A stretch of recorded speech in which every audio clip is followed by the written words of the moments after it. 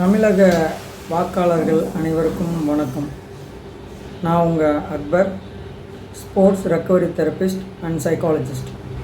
இந்த அரசியல் தேர்வானது நடந்து முடிந்துவிட்டது. விரைவில் நமக்கு முடிவுகள் வர இருக்கின்றது.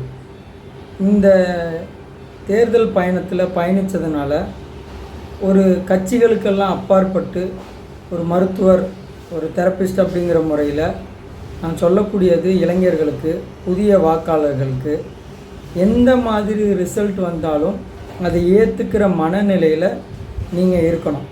ஏன்னா அடுத்தடுத்தது தேர்தல்கள் வரும். அடுத்தது உள்ளாட்சி, ஊராட்சி மன்ற தேர்தல்கள் வரும். அடுத்தது எம்பி எலெக்ஷன்ஸ் வரும். அதிலெல்லாம் நம்ம பங்கு பெற போகிறோம். நம்ம யாரை தலைவராக ஏற்றுக்கிட்டோமோ அவங்களுக்காக வாக்கு சேகரிக்க போகிறோம்.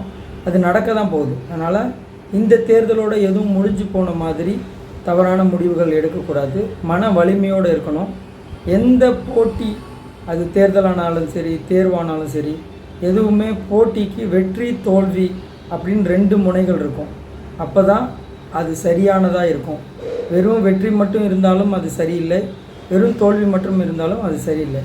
எதுவாக இருந்தாலும் செய்த தவறுகள் என்ன அப்படிங்கிறத பார்த்து அதை திருத்தி கொண்டு மீண்டும் போட்டி களத்திற்கு வருவதற்கு உழைக்கணுமே தவிர வேறு எந்த தவறான முடிவுகளுக்கும் போகக்கூடாது. ஏன்னா கடந்த முறை பல அரசியல் தலைவர்கள் இப்போ இந்த வீடியோ போட்டிருக்காங்க. ஓய்வு பெற்ற நீதிபதி இதை பற்றி கூறியிருக்காங்க. சில பேர் சைக்காலஜிஸ்ட் இதை பற்றி பேசணும், அறிவுரை கொடுக்கணுன்னு இருக்காங்க. அதுக்காக இளைஞர்களுக்கு சொல்கிறது, எந்த கட்சி இளைஞராக இருந்தாலும் சரி, அடுத்தடுத்தது தேர்தல்கள் வரப்போகுது.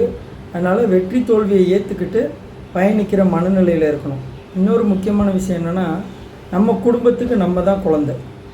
நம்ம அப்பா அம்மா நம்ம இருந்தால் தான் மகிழ்ச்சியாக இருப்பாங்க. நம்ம மகிழ்ச்சியாக இருந்தால் தான் அவங்க மகிழ்ச்சியாக இருப்பாங்க.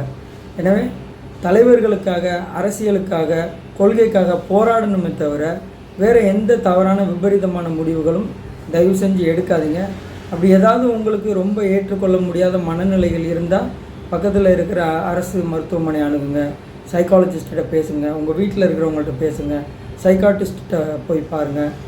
108 அழைக்கலாம், 104 அழைக்கலாம். இந்த மாதிரி எந்த உதவி சேவையை வேணாலும் அழைச்சி தற்காலிகமாக இருக்கிற உங்கள் மனநிலையை சரி பண்ணுறதுக்கு முயற்சி பண்ணிக்கணும். ஏன்னா இந்த அரசியல் களத்தில் பயணித்த இந்த 15-20 நாட்களில் நான் பார்த்த விஷயம், கேள்விப்பட்ட விஷயம், அனுபவித்த விஷயங்கள் ரொம்ப ஆக்ரோஷமாக இருந்தது. இளைஞர்கள், சிறு பிள்ளைங்க, இப்போ முதல் கட்ட வாக்காளர்களாக இருக்கவங்களோட மனநிலை ரொம்ப அக்ரெசிவாக இருந்தது.